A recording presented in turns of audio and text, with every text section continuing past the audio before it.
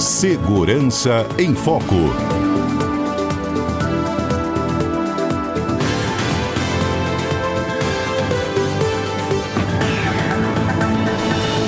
Poucos instantes, a nossa reportagem trazia um fato novo, envolvendo um casal, 2 policiais que estavam, ele preso, envolvido numa agressão absurda, física, contra a companheira dele. Isso aconteceu há alguns dias no Carnaval, aqui na Grande Vitória. E aí, gente, no quadro Segurança em Foco de hoje, reforçando que a gente está no mês, quando há a comemoração do Dia Internacional da Mulher, e porque nunca é demais também a gente reforçar essas orientações, nós temos que lembrar que a agressão física ela pode ser uma última etapa de algo que já está acontecendo de forma muito silenciosa e há um bom tempo muitas das mulheres não se dão conta, de que elas já estão vivendo momentos de agressão dentro da sua própria casa. A gente vai debater um pouquinho esse assunto hoje com a minha convidada, a Fernanda Prug, da minha xará. Ela é defensora pública, coordena a área de promoção e de defesa do direito das mulheres, da Defensoria Pública do Espírito Santo, está aqui no estúdio da Rádio CBN, inclusive responde as dúvidas e sugestões de vocês. Vou reforçando sempre o nosso canal. No YouTube nós estamos ao vivo pelo chat lá do YouTube de HZTS e também através do WhatsApp da rádio 992994297. Fernanda, bom dia. Bom dia, Fernanda, e a todos os seus ouvintes e as suas ouvintes hoje. Obrigada pela sua gentileza. Vamos falar um pouquinho, dessa agressão física. Ela pode ser, já o limite dessa relação desgastada há muito tempo. Realmente, a violência física, ela é uma das últimas etapas do ciclo de violência que a gente chama.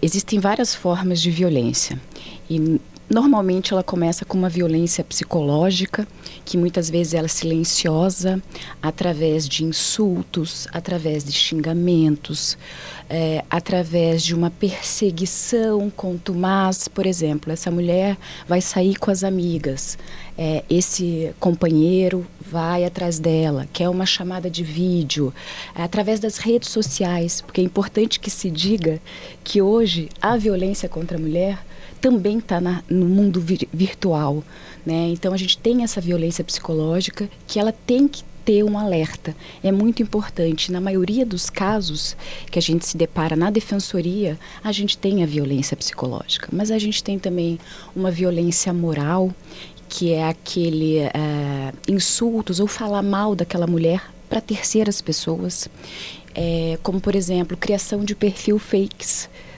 para falar dessa mulher. Meu Deus! Existem várias formas, injuriar, caluniar essa mulher. Uma violência patrimonial que muitas mulheres não conhecem ainda, que é muito constante, que é, por exemplo, a gente teve muitos casos na pandemia de retenção de cartão de Bolsa Família, que era dessa mulher, retenção do salário da mulher, onde esse agressor administra todos os bens da mulher. Não necessariamente ao companheiro. Não necessariamente ao companheiro, Isso a gente verifica, por exemplo, em relação, filhos em relação à mãe, porque a violência... Cuidadores, porque a violência, a gente fala que é violência doméstica e familiar. Então é importante que se diga que não é só numa relação íntima de afeto, como por exemplo um namorado, um ex-namorado, companheiro, marido, um ficante hoje em dia, Mas não, vai muito além. A gente vê muitas agressões e violências como um todo, de filhos em relação à mãe, de netos em relação às suas avós, tios em relação... Então tem uma série de coisas. Então a gente precisa estar atento que a violência doméstica e familiar. Então a gente tem essa patrimonial e a gente não pode esquecer, eu sempre falo, da sexual. A gente está vendo aí os últimos dias, a nível nacional, absurdo isso. Um estupro coletivo e, infelizmente, as nossas meninas, e aí eu falo, são as maiores vítimas, de estupro. Fernanda, falando um pouco dessa violência aí que não é física, que ela é emocional, patrimonial, muitas das vezes ela vem mascarada de excesso de controle, excesso de ciúme, Nossa, mas eu não quero que você vá ao café com as suas amigas, porque você tem outras coisas para resolver aqui. Rapidamente arruma um jeito, de te segurar mais perto dentro de casa. Você acaba perdendo, inclusive, o contato das pessoas. Sim, isso é uma das manobras, de violência, que é você isolar aquela mulher do seu convívio social, até para que ela tem a dificuldade de sair daquele ciclo da violência. Então é muito comum o afastamento de amizades, de familiares, porque esse agressor, seja filho, seja marido, seja ex-namorado, enfim, ele fica sob o domínio dela, né? Então ela não consegue, ou muitas vezes ela acha que é um cuidado, porque o ciclo da violência é isso. Começa com uma agressão, né, dessas, uma violência psicológica. A mulher, por vezes, identifica, ele pede desculpas, fala que nunca vai mais acontecer e aquilo vai se agravando.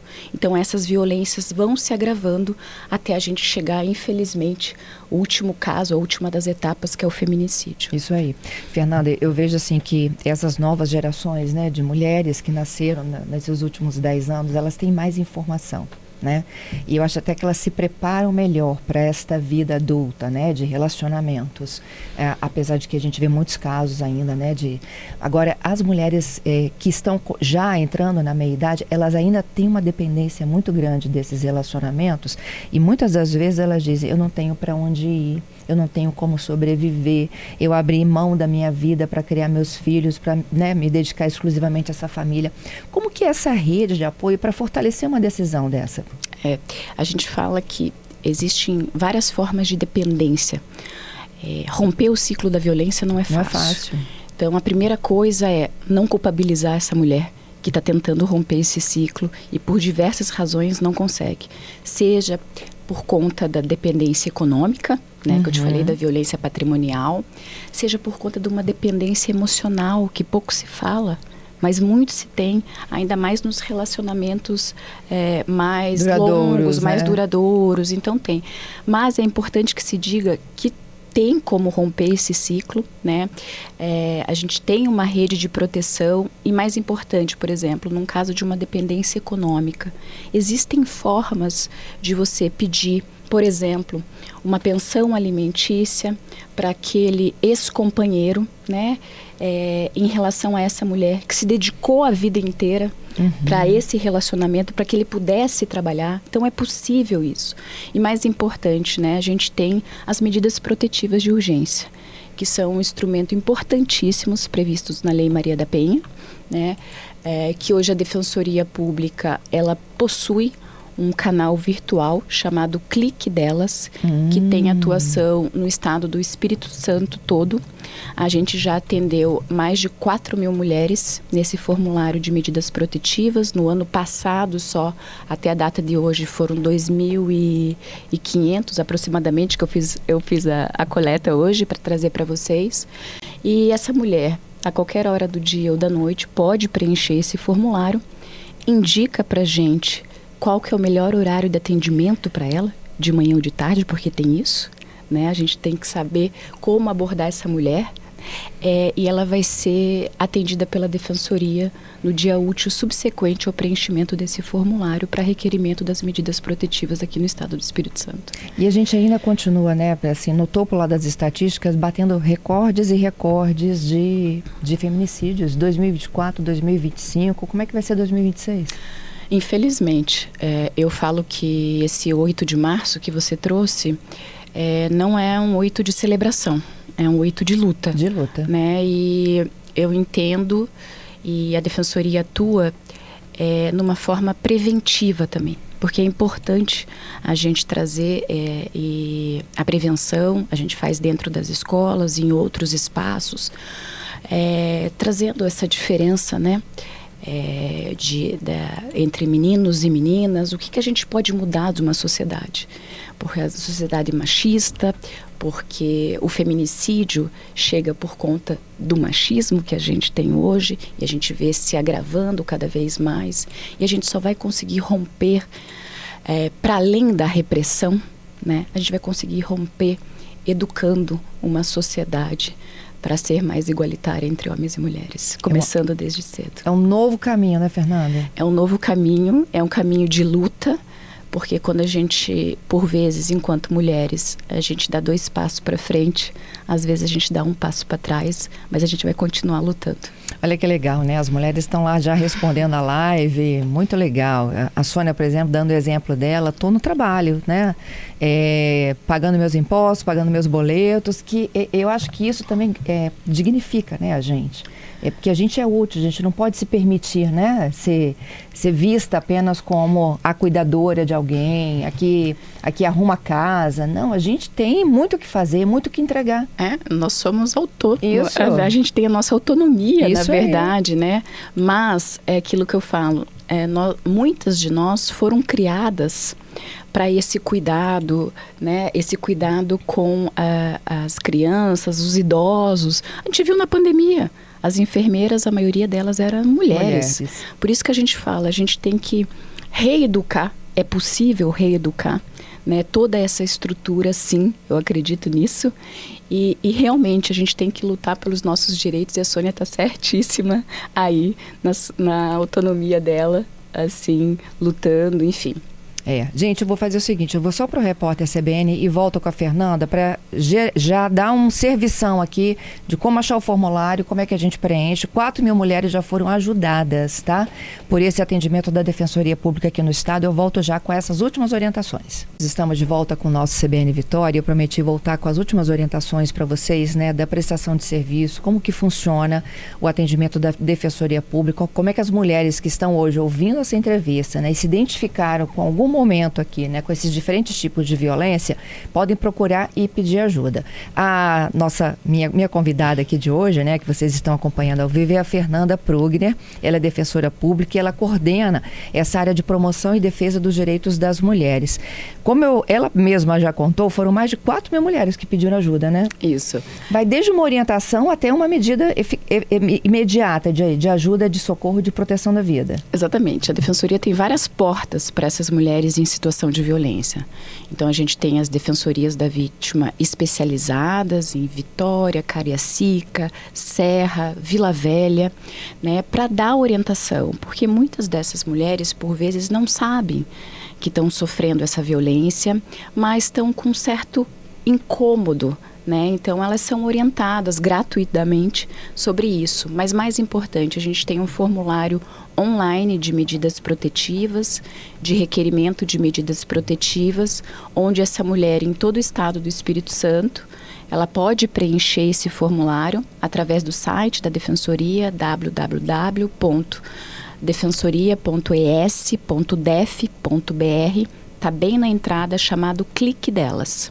Então, é um instrumento importante de proteção a essas mulheres. E qualquer que seja a violência psicológica, violência física, violência sexual, violência moral, violência patrimonial, ou todas elas juntas no mesmo contexto. E eu achava, né, a Fernanda até me disse aqui durante esse intervalinho do Repórter CBN, que a maior procura já era realmente por casos mais concretos, já de violência física mesmo, aquela situação já esgotada. E a Fernanda está me dizendo que não. 90% dos formulários começaram, né, eram de ajuda para a violência psicológica. Exatamente. Olha só. No nosso balanço que a gente faz na Defensoria Pública, a gente tem muitos casos, 90% tem violência psicológica. Sozinha, de forma isolada, ou dentro de outro contexto. E é importante que se diga, para acesso à Defensoria Pública, você não precisa de um boletim de ocorrência registrado. A gente sabe que é importante o registro da ocorrência, mas muitas vezes essas mulheres não conseguem acessar ou não querem acessar. Então, os serviços da Defensoria Pública independem do registro de ocorrência. Muito bom. Gente, tem uma pergunta aqui que eu acho que vale para muitos, né? É o Vander. Ele está me perguntando o seguinte: olha, eu fui criado da seguinte forma, né? Quando eu saía, ou quando a minha mãe saía, ela dizia para onde ela ia. Isso é uma espécie de controle? Ele está perguntando para a Fernanda aqui, né? Isso é caracterizado abuso? Não é que toda satisfação, digamos assim, seja uma forma de controle, né? Claro que hoje, numa sociedade tão violenta que a gente tem para todos e para todas, a gente normalmente fala, estou indo em tal lugar, então isso é normal. Quando a gente fala de violência à mulher, isso é agravado. Então, não é simplesmente falar onde que eu estou indo. Aquela pessoa, ela quer a localização, quer uma chamada de vídeo, quer saber com quem que tá. Então é muito mais agravado. Por vezes, as pessoas falam, mas isso é cuidado. Sim, nem tudo que é cuidado é violência, né? Então, a violência, ela é mais agravada em situações e uma forma de controle mais exacerbado. Mas não é simplesmente falar onde você está indo que é uma forma de violência. Existem outras características ali junto. Fernanda, eu te agradeço, viu, pela gentileza e pelas orientações aqui às pessoas que estão nos ouvindo. Eu que agradeço e deixo a Defensoria à disposição. Que pode ser você, mulher, pode ser a sua mãe, a sua irmã, né? A sua colega de trabalho, a sua vizinha que está do lado. Olha quantas situações que a gente pode ajudar aqui, né, com informação e como chegar a esse tipo de serviço. Na verdade, enquanto mulher, hoje, infelizmente, nenhuma de nós está livre de sofrer qualquer tipo de violência. A Fernanda Pruger é uma de nossas convidadas aqui nesta manhã no quadro Segurança em Foco.